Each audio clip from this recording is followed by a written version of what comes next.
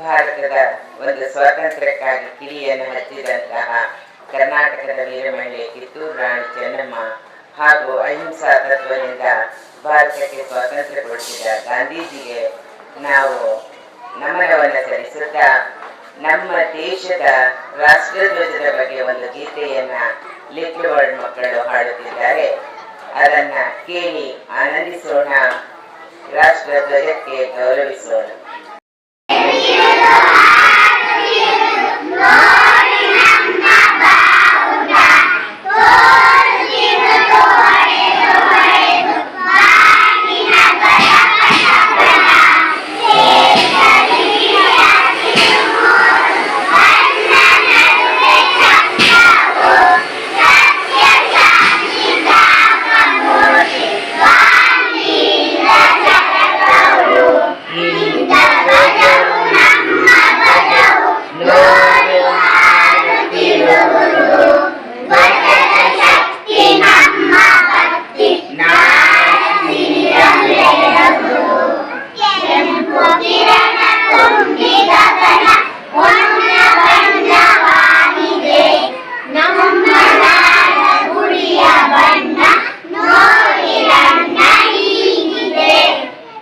भारत माता की भारत माता की भारत माता की जय हिंद.